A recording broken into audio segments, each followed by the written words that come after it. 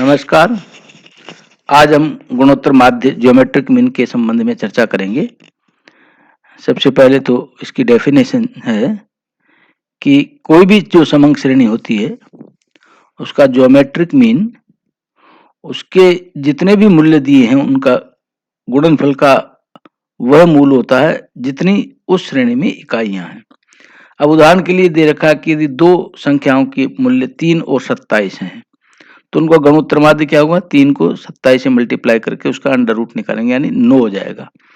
इस प्रकार यदि मान लीजिए तीन संख्याएं दे रखी हैं 20, 30 और 45, तो 20, 30 और 45 को मल्टीप्लाई करेंगे तो उसका जो निकल करके आएगा अंडर रूट और जो 3 से करेंगे तो वो आ जाएगा 30। तो इस प्रकार से इनको कैलकुलेट करते हैं, जिसके लिए हम जिस सूत्र का प्रयोग भी करते हैं, यानी ये सूत्र कहलाता है GM is equal to N और अंडर रूट में x1 multiply by x2 x3 जितने भी होंगे x इस प्रकार से दिए हों। यदि श्रेणी में 2 या 3 ही पद दिए हों तब तो हम इजीली उसको निकाल सकते हैं, लेकिन संख्याएं बहुत सारी हों, मान लीजिए 10 मूल्यों का गुणाओं का 10वां मूल्य, तो फिर प्रत्यक्ष रूप से उसको करना बड़ा टिपिकल है, कर नहीं सकते। इसके लिए लॉगरिथम और लॉग जिसको कहते हैं लघु गुणक, उसका प्रयोग करते हैं। और जो लघु गुणक और प्रति लघु गुणक यानी लॉगरिथम और एंटी लॉगरिथम, ये कैसे कैलकुलेट करते हैं इसके संबंध में बाद में हम चर्चा करेंगे। तो ये जब निकालते हैं GM is equal to antilog, और हम उसको इस तरह से लिखते हैं log x1 plus log x2 plus log x3, यानी सब जो भी मूल्य होंगे उनके लॉग निकाल करके फिर उसमें जो भी संख्याएं जितनी का लिया है n से उसको डिवाइड कर देंगे, और फिर जो सिग्मा लॉग आता है उसको n से डिवाइड करने पे फिर उसके बाद में जो संख्या आती है फिर एंटी लॉग निकालते हैं उसका। तो उपयुक्त सूत्र में जो लघु गुणक की दो विशेषताओं का प्रयोग किया है, x1 multiply by x2 is equal to antilog log x1 plus log x2, यानी दूसरा है n और अंडर रूट x का है is equal to antilog और log x अपॉन n, इस तरह से करते हैं। तो ये जो नियम दिए हैं उसके आधार पे हम इसको कैलकुलेट करते हैं। तो व्यक्तिगत श्रेणी में किस प्रकार से हम ज्योमेट्रिक मीन कैलकुलेट करते हैं, जो भी मूल्य है सबसे पहले उसके log कैलकुलेट कर लेते हैं, उसमें कैरेक्टरिस्टिक्स निरीक्षण द्वारा और मैंटिसा लॉग टेबल की सहायता से हम निश्चित कर लेते हैं। फिर लॉग का जोड़ जो है वो सिग्मा लॉग से निकाल लेते हैं, और फिर GM एंटी लॉग और सिग्मा लॉग अपॉन n, इस प्रकार से ये निकाल लेते हैं। तो गुणोत्तर माध्य श्रेणी के मूल्यों के लघु गुणकों की समांतर माध्य का प्रति लघु गुणक है। इस प्रकार से इसकी परिभाषा और हम कर सकते हैं। ये एक सवाल के माध्यम से हम इसको देखते हैं कि दो श्रेणियां दी हुई है A और B, जिसमें हमें मूल्य दिए हुए 5439, 687, 92, 8, 0.7, 0.06, 0.004, 0.0003 ऐसी श्रेणी B दी हुई है।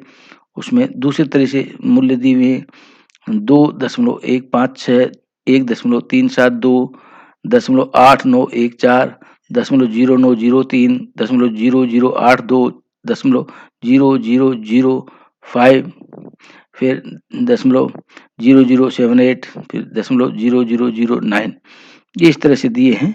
तो जब इनका हम हल निकालते हैं तो जो संख्याएं हैं जिस प्रकार से ये है 5439, तो इसमें से इस तरह से घटा देते हैं कि एक घटाएंगे तो ये 3 आ जाएंगे। 687 वाली 3 संख्या है तो 3 संख्या में से एक घटाएंगे 2 आ जाएंगे, फिर 2 संख्या है एक घटाएंगे 1 आ जाएंगे, और 8 एक संख्या है तो एक घटाएंगे, ये इस तरह से इसमें आ जाएगा कि ये 0 आ गया।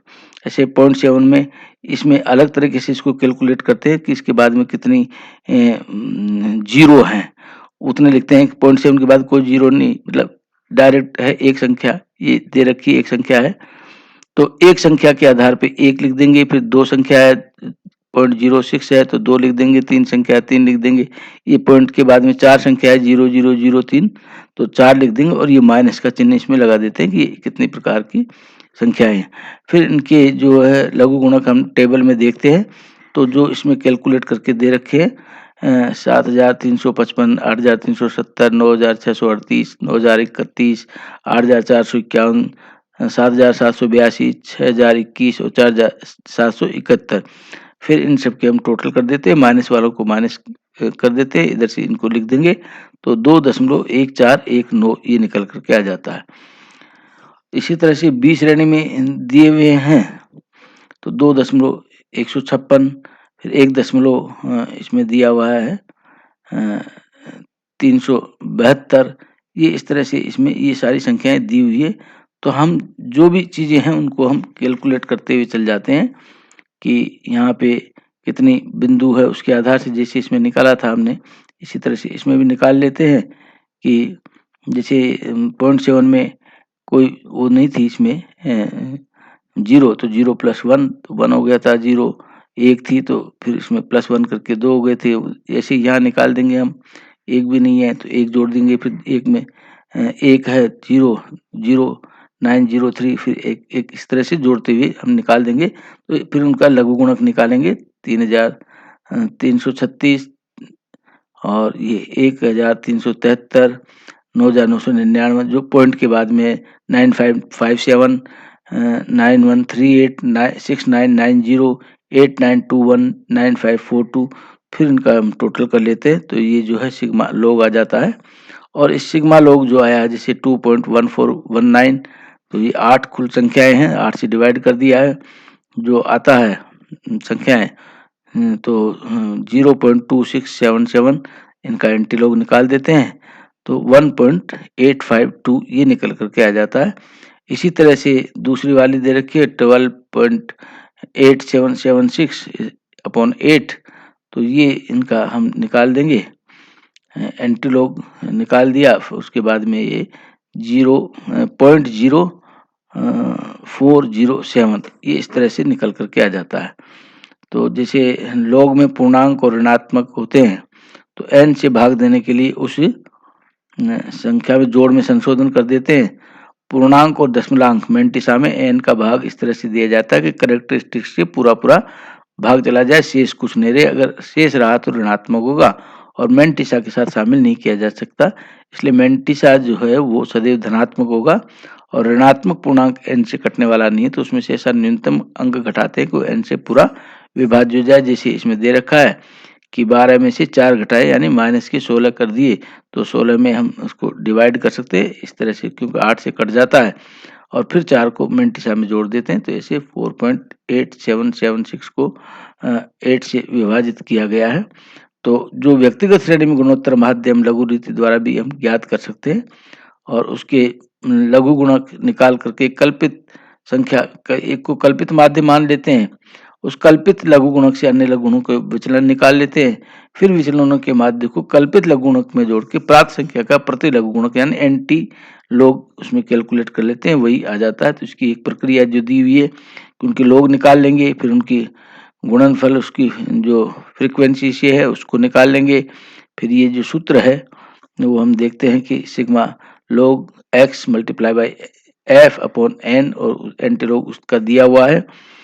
तो जैसे सवाल दिया हुआ है कि मूल्य दिए हुए हैं 8, 10, 12, 14, 16, 18, फ्रीक्वेंसी दी हुई है 6, 10, 20, 8, 5, 1, तो इसका हम जो मूल्य दिए हुए हैं तो इनके लॉग निकाल लेंगे 0.9031, 1, फिर 1.0792, 1.1461, 1.2041, 1.2553 और फिर इसको फ्रीक्वेंसी से मल्टीप्लाई कर देंगे तो 5.4186, 10, 21.5840, 9.1688, 6.0205, 1.2553, इस प्रकार से इसका sigma log x multiply by F जो है वो आ जाता है 53.4472।